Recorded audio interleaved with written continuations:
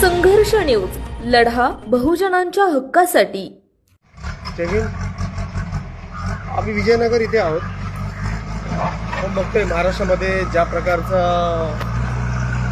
आताच निवडणुका पार पडल्या, त्या निवडणुका पार पडल्यानंतर जी काही राज्यात सत्ता आलेली आहे, म्हणजे जो काही त्यांचा पायंडा जो होता किंवा त्यांचं टार्गेट जो होतं ते अचीव्ह केलेलं आहे. आज विष्णुनगर, दिघा, नवी मुंबई इथे एक विजयनगर म्हणून आमची वस्ती आहे. या विजयनगर वस्तीमध्ये वन अधिकाऱ्यांनी रस्त्यावरती एक कारवाई केलेली आहे. हा रस्ता तुम्ही बघा, एवढा चांगला रस्ता, अशाच प्रकारचा रस्ता वरपर्यंत होता. पण काही भारतीय जनता पार्टीच्याच एका कार्यकर्त्याने इथे वारंवार अर्ज करून हा रस्ता तोडायला लावला. इथे सर्वसाधारण लोक राहतात, गरीब लोक राहतात आणि या गरीब लोक हातावरती पोट भरतात. तिकडनं रिक्षा जातात, बाईक जातात, कॉलेजला काही मुलं जातात, शाळेत जातात.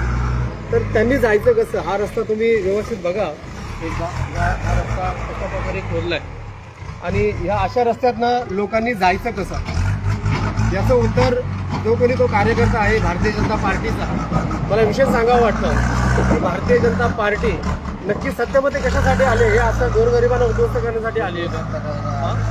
हे सामान्य जनतेने ओळखलं पाहिजे की आपण आपला माणूस निवडताना किंवा आपली सत्ता निवडताना सर्वसाधारण माणसाला निवडलं पाहिजे. आपल्याला साथ देणारा पक्ष किंवा आपल्याला साथ देणारं राज्य आपण आणलं पाहिजे. अशा प्रकारे जर भारतीय जनता पार्टी आपल्या सत्तेचं वर्ष करून जर हुकूमत करत असेल तर हे कितपत योग्य आहे हे तुम्ही मला सांगा. आज बघा तुम्ही इथे अवस्था काय आहे. म्हणजे जो वरती एरिया आहे याला यायला हा एकच रस्ता आहे, एवढा एक मात्र रस्ता आहे. तर या रस्त्याने एखादी एमर्जन्सी झाली, उद्या एखादा माणूस तिथे मरण पावला किंवा एखादी एमर्जन्सी झाली तर ती ॲम्ब्युलन्स कशी जाणार इकडनं तुम्ही मला सांगा. हा रस्ता तुम्ही व्यवस्थित बघा कशा प्रकारे खोदला गेला. या रस्त्याचा त्या बीजेपीच्या कार्यकर्त्याला काय त्रास झाला असेल. आणि सांगायचं विशेष म्हणजे ती व्यक्ती इतकी स्थानिक नाही, इथं राहत सुद्धा नाही किंवा त्या व्यक्तीचा हा रस्ता सुद्धा नाही.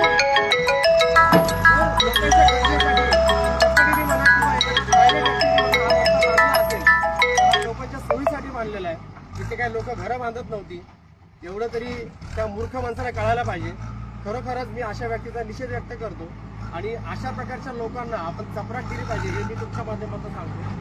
तुम्ही परत एकदा रोड चेक करा, हा रोड पूर्णपणे कसा.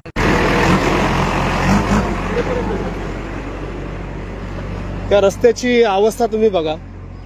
हा रस्ता कशा प्रकारे या लोकांनी खोदलाय. मग आता इकडच्या लोकांनी जायचं कसं वरती? म्हणजे इथं राहणारी लोक ही माणसं नाही आहेत का, काय जनावर आहेत का? आणि ह्या प्रकारची इथे घरं लोक राहतात. ह्या लोकांनी रस्त्याने चालायचं कसं? उद्या एखादी अँब्युलन्स जरी जायचं झालं तरी ही अँब्युलन्स इकडनं जाईल का? बघा ही अवस्था बघा कशी आहे रस्त्याची.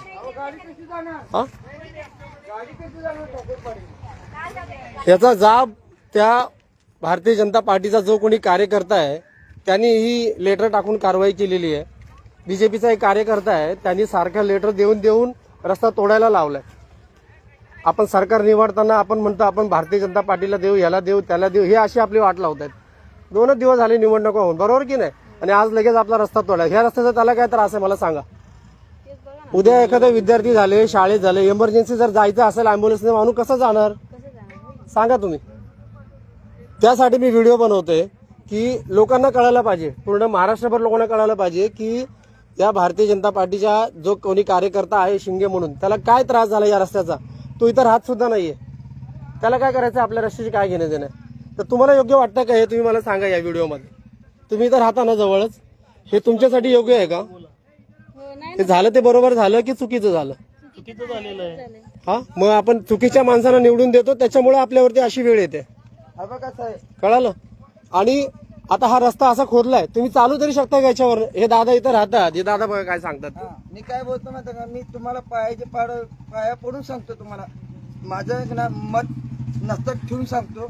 अहो साहेब, आम्हाला लय तकले, आम्ही एरियामध्ये राहतोय, वर्ण माणसं येणारी जाणारी कुठून जाणार एवढं तुम्ही त्या रस्ते लाईन. इथे शाळेत मुलं शाळेत देखील आहेत, त्या मुलांनी शाळेत जायचं कसं? आता लहान लहान मुलं आहेत त्या मुलांनी शाळेत जायचं जायचं कसं कसं कसं जायचं आणि एखादा माणूस मेला एखादं एमर्जन्सी माणूस जर ऑफ जर झाला हा तर जायचं कसं त्याने? ऍम्ब्युलन्स दाखवा जरा रस्ता हा ऍम्ब्युलन्स जाईल का याच्यामध्ये? ह्याच्यावरून कसं जाणार हो? असेल तर कसं जाणार इमर्जन्सी केस? माझा प्रश्न त्या व्यक्तीला आहे ज्याने कोणी अर्ज दाखल केला होता की इथं कारवाई झाली पाहिजे. त्याचं इथं काय अडलं होतं की इथं कारवाई झाली पाहिजे? इथं कोणी घरं बांधत होते का रस्त्यावरती? अजिबात नाही. हा रस्ता चांगल्या रहदारीसाठी वापरण्यात येत होता. हा टुरिस्ट स्पॉट आहे. इकडं चांगला डोंगर आहेत. इथं पावसाळ्यामध्ये टुरिस्ट लोक येतात, एन्जॉय करतात. मग ह्या रस्त्याने जायचं कसं लोकांनी? तिकडं वस्ती सुद्धा आहे वरती. त्या वस्तीच्या आदिवासी लोक माझ्याकडे पण मोबाईल फिरव. बाबासाहेब आंबेडकरांनी हे सांगितलं नव्हतं तुम्ही एक आमचा रस्ता मोडा आणि आमच्या घराची वाट लावा म्हणून.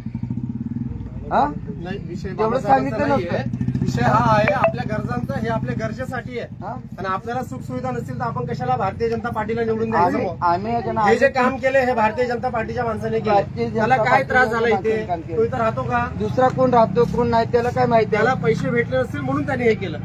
बरोबर आहे. बरोबर ना? बरोबर. त्याला पैसे भेटले नसतील म्हणून त्यांनी हे केलं. आणि अशा आम्हा लोकांना गोरगरीब- आपण धडा शिकवला हो पाहिजे. साहेब अजून हात जोडून सांगतो आम्हा गोरगरिबाला मारू नका. आमचे लहान लहान लेकर आहेत बघा हे लहान लहान लेकर आहेत आम्हा गोरगरिबाला मारू नका. तुमचं काय असेल ते तुमची तुम्ही बघा. बघा मी विनंती करतो की या अशा प्रकारचं वातावरण जर महाराष्ट्रात राहिलं तर नक्कीच मला वाटत नाही की आपल्यासारख्या सर्वसामान्य लोकांना इथं जगता येईल व्यवस्थित. आता रोड तोडलाय, उद्या घरं तोडतील. 100% हे घर 100% ना. उद्या घरं तोडतील. अधिकारी त्यांचं काम करतायत पण अधिकाऱ्यांचं म्हणणं हे मी आमचे भाऊ अधिकाऱ्यांशी आहेत देखील मोठे बोललो.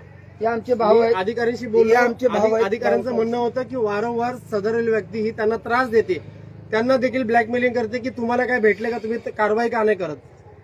अधिकाऱ्यांचं म्हणणं होतं की बाबा या रस्त्याचा आम्हाला काही त्रास नाहीये. अधिकारी सुद्धा बोलले राहू द्या, चांगल्या लोकांना वापरायला होता ना, पण तिथं फक्त अतिक्रमण करू नका. आपण अतिक्रमण रस्त्यावर केलंय का? अजिबात नाही. मग ह्या रस्त्याचा त्या माणसाला त्रास काय झाला? तो व्यक्ती इथला हाय पण नाही, पण तर साहेबांचं म्हणणं, साहेबांनी सहकार्य केलं. मी साहेबांशी देखील बोललो, वरिष्ठ अधिकाऱ्यांशी बोललो, वन अधिकाऱ्यांशी. त्यांचे म्हणणं तेच की साहेब वारंवार त्रास व्हायला लागला, आमची नोकरी धोक्यात यायला लागली म्हणून आम्हाला कारवाई करावी लागली. त्यांचा रोल आहे, जॉब रोल, ते करणारच. त्यांना आपण नावं ठेवू शकत नाही अधिकाऱ्यांना. त्यांनी त्यांचं काम केले. पण प्रमुख जो याच्यामध्ये जो कोणी गुन्हेगार माणूस आहे, तो जो कारवाई करणार आहे, ज्यांनी कोणी लेटर लिहिले तो आहे. तर अशा माणसाला आपण धडा शिकवला पाहिजे, हे लक्षात घ्या. हा व्हिडिओ बनवायचं कारण तेच आहे की बघा कशा प्रकारे आपल्याला मूर्ख बनवतात. 2 दिवस झालेत निवडणूक होऊन. किती